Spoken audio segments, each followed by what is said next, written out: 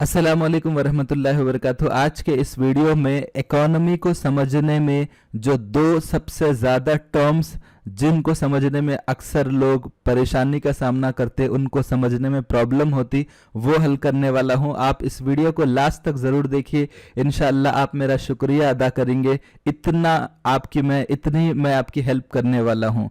तो क्या हेल्प है? वो ये है कि तेलंगाना के सोशियो इकोनॉमिक आउटलुक को आप पढ़ेंगे तो वहाँ पे अक्सर आपको टर्म्स जो है जीडीपी या जीएसडीपी और जीवीए ग्रॉस वैल्यू एडेड, जैसा यहाँ पे जीडीपी जीवीए, ये टर्म्स अक्सर आपके सामने आते रहते, तो लोगों को नहीं समझ में आता, तो इतनी बेहतरीन किताब को पढ़ने से महरूम हो जाते, वो लोग पढ़ना नहीं चाहते, उनका दिल नहीं बोलता।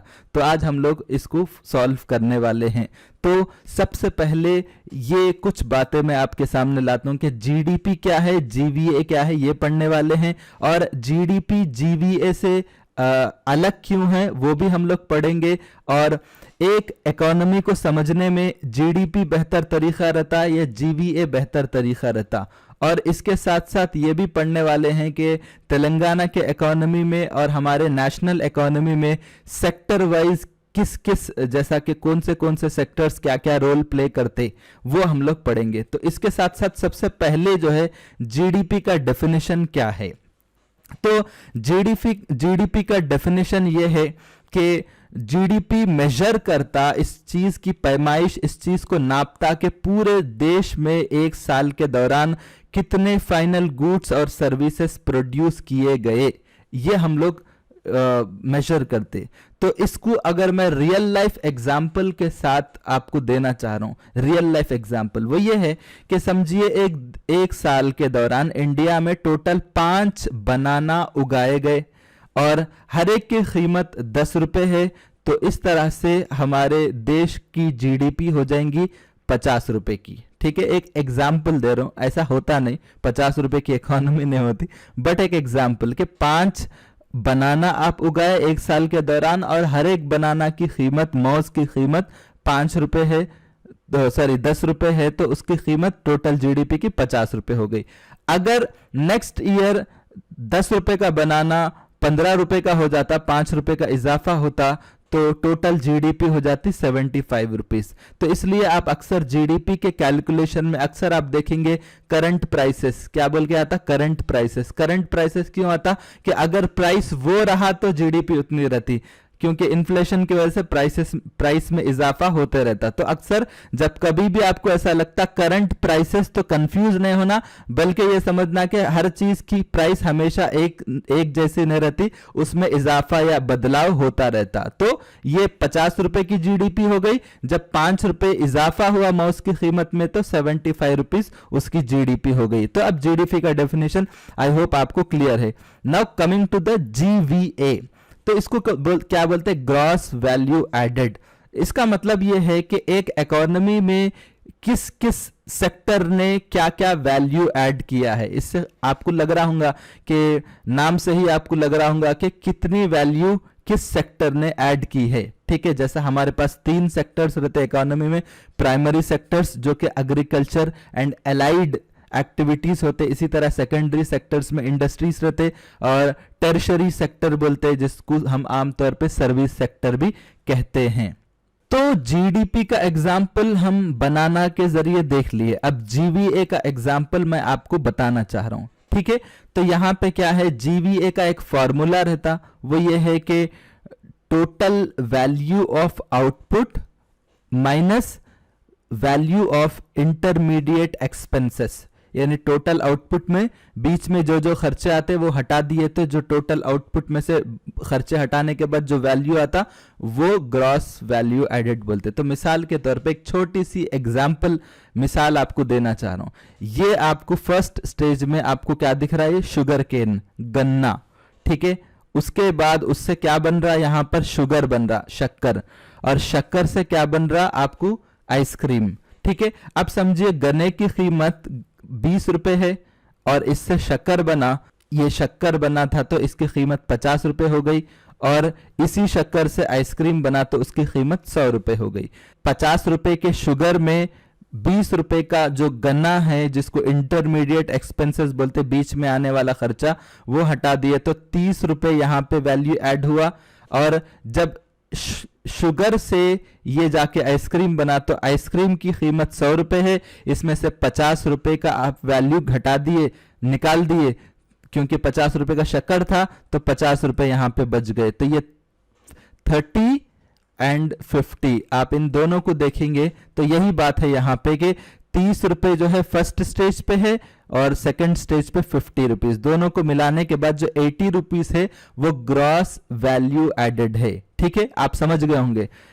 इसको मैं एक और एग्जाम्पल के जरिए समझाना चाह रहा हूं मैं, वो ये है कि जीडीपी जीवीए से अलग क्यों है।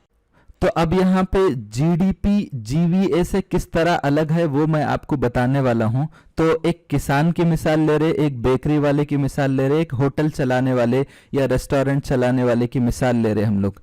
तो फार्मर क्या करता कि गेहूं उगाता, ठीक है, इनपुट कॉस्ट तो जरूर होता उसको, कुछ ना कुछ बीज, फर्टिलाइजर वगैरह का, लेकिन यहाँ पे मैं आपको 0 बता रहा हूँ, ठीक है, क्योंकि उसका हमारे पास अंदाजा नहीं है, लेकिन एक 0 पकड़ के चलिए।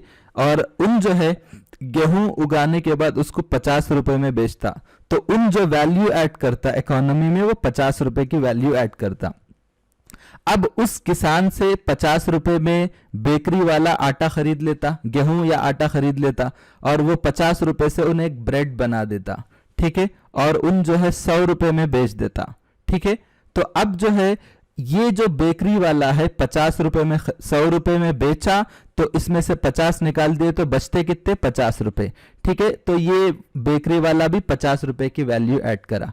ठीक है, अब इस बेकरी वाले से एक रेस्टोरेंट वाला या एक पिज्जा बर्गर बनाने वाला जो है उस ब्रेड को खरीद के ₹100 में खरीदा और उसमें और भी कुछ चीजें ऐड करके उसको एक बर्गर बना दिया। ठीक है, बर्गर बना के उसको ₹150 में बेचा।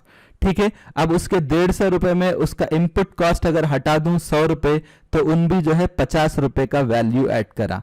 तो अब आप देखेंगे 50 50 50 ₹150 का ग्रॉस वैल्यू एडिशन हुआ। ठीक है, अब और एक चीज यहां पे, तो जीवीए कितना हो गया, ₹150। अब यहां पे जीडीपी भी अगर हम देखेंगे वो भी 150 है, क्योंकि हम लोग क्या बोलते हैं, जीडीपी का मतलब फाइनल गुड। तो किसान जो आटा बनाया, गेहूं बनाया, वो फाइनल गुड नहीं है। बेकरी वाला जो ब्रेड बनाया वो फाइनल गुड नहीं है। फाइनल गुड वो है जो कंज्यूमर जब उसको कंज्यूम करता, यूज करता, तो वो बर्गर था, तो वो ₹150। अब आप पूछेंगे जीवीए भी 150, जीडीपी भी 150, तो इसको अलग अलग क्यों कैलकुलेशन करके हमारा दिमाग खराब क्यों करते, हमारे सर में दर्द क्यों पैदा करते, हमारे लिए टेंशन क्यों पैदा करते। तो मैं बता रहा हूं, आप जाके आगे गवर्नमेंट ऑफिसर बनेंगे तो आपका नजरिया हुकूमत चलाने वालों का नजरिया होना चाहिए। आपके नजरिए में और हुकूमत चलाने वालों के नजरिए में फर्क नहीं रहना चाहिए। तो जीडीपी का जो फॉर्मूला है वो ये है, GDP is equal to GVA plus जो टैक्सेस गवर्नमेंट को आते वो, और उसमें माइनस करते जो सब्सिडीज गवर्नमेंट प्रोवाइड करती वो हटा देते। ठीक है, तो यहां पे ये है कि अलग अलग इसलिए पढ़ना है ताकि गवर्नमेंट को पता चले कि कौन सा सेक्टर कैसा परफॉर्म कर रहा, फार्मर क्या वैल्यू ऐड कर रहा, बेकरी वाला क्या वैल्यू ऐड कर रहा, होटल वाला क्या वैल्यू ऐड कर रहा। तो हुकूमत जान के क्या करती, हुकूमत अगर फार्मर को कोई मसला हो रहा, उन ज्यादा वैल्यू ऐड नहीं कर रहा, तो उसको और सब्सिडी देती, उसकी और किसी स्कीम के जरिए मदद करती। बेकरी वाला अगर कम वैल्यू ऐड कर रहा तो उसको किसी और तरीके से कोई पॉलिसी बना के या फाइनेंशियली किसी और तरीके से मदद करती। रेस्टोरेंट वाला कम वैल्यू ऐड कर रहा तो उसको किसी और तरीके से मदद करती है। तो इसलिए जीवीए के जरिए आप जानते तो आपको बहुत ज्यादा क्लैरिटी मिल जाती। ठीक, अब और एक बेसिक बात आपको मैं बताता हूं कि 3 सेक्टर्स रहते। एक प्राइमरी सेक्टर रहता जो कि एग्रीकल्चर एंड एलाइड सेक्टर, जिसमें आपको और भी सारी चीजें आ जाती, जैसा कि पोल्ट्री आ जाता, इसी तरह आपको दूध बेचने का वो जो भी रहता है, डेयरी इंडस्ट्री वो आ जाता। ये सारी चीजें इंडस्ट्रीज में जो है जितनी सन्नाटे हैं वो सब आ जाते। सर्विसेज में जो है आपको, जैसा कि सर्विसेज इसको एक आसान डेफिनेशन मैं आपको बताता हूँ। एग्रीकल्चर और इंडस्ट्री को स्मूथली परफॉर्म करने में जो चीज की जरूरत पड़ती है वो सर्विस की। जैसे एग्रीकल्चर को चलाने के लिए फार्मर क्या करता, पैसा लाता, ठीक है, तो वो पैसा लाने के लिए बैंकिंग का इस्तेमाल करता, तो बैंकिंग सर्विस है। इसी तरह एक फार्मर जो है और भी कुछ दुकान से जो है जाके पेस्टिसाइड्स खरीदता या बीज खरीदता, जो दुकान चलाते, ट्रेड बोलते हैं उसको, तो वो भी क्या है, सर्विस सेक्टर में आता। तो ये चीज है। अब इंडस्ट्रीज तो आप जानते, सर्विस सेक्टर में क्या क्या आते, ट्रेड्स आते सारे, जो किराने की दुकान, ये दुकान, वो सर्विस है। इसी तरह होटल, ये सर्विस है। रेस्टोरेंट सर्विस है।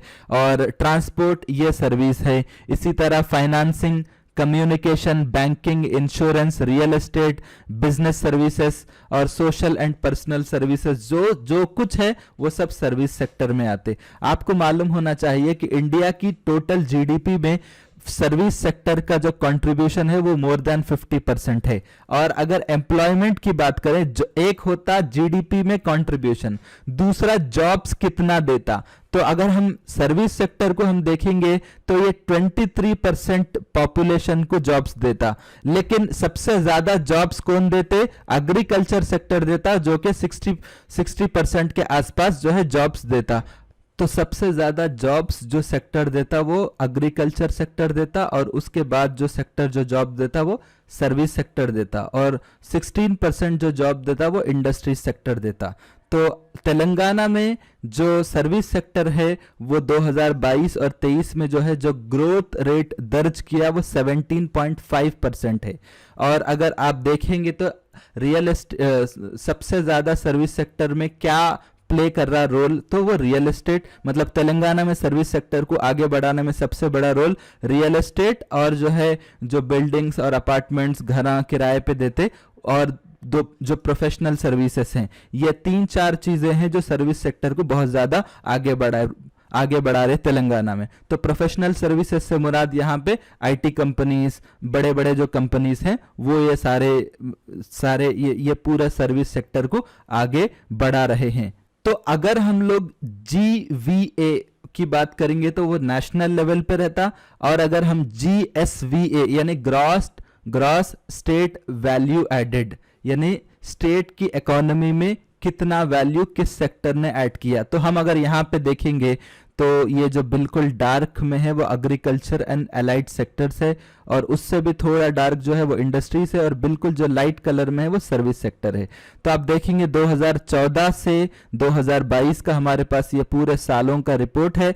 तो ये एग्रीकल्चर सेक्टर कितना वैल्यू ऐड करा, 16% था GSVA उसका, और आज जो है साल 2022 और 23 में GSVA एग्रीकल्चर सेक्टर का जो उसने इस सेक्टर ने वैल्यू ऐड करा वो 18% है। और अगर आप देखेंगे इंडस्ट्रीज का वो 22% था, और आज जो है ये 19% है। तो आप ये फर्क को भी देख सकते। और यहाँ आप देखेंगे कि 2020 के बाद से जो इंडस्ट्रीज का सेक्टर है ये कम हो गया। ये क्यों हुआ, कोरोना के बाद, आपको मालूम है 2020 में कोरोना हुआ, उसके बाद से इंडस्ट्रीज सेक्टर का ये हाल है, थोड़ा कम हुआ। लेकिन सर्विस सेक्टर आप देखेंगे पूरे तेलंगाना के इकोनॉमी में जो इसका वैल्यू एडिशन है वो 61% 2014 में था, और आज 62% है। तो मालूम यह हुआ कि तेलंगाना के इकोनॉमी में 62% जो है सर्विस सेक्टर का वैल्यू एडिशन होता, और 19% जो है आपको जो है इंडस्ट्रीज का वैल्यू एडिशन होता, और 18% एग्रीकल्चर एंड एलाइड एक्टिविटीज का वैल्यू एडिशन होता। तेलंगाना का देखें, अब हम लोग हमारे देश का देखेंगे तो हमारे देश का भी ऑलमोस्ट यही हाल है। तो आप देखेंगे 2014 में सर्विस सेक्टर का जो वैल्यू एडिशन है वो 51% है, और इंडस्ट्रीज का जो है ये कदरे ज्यादा है।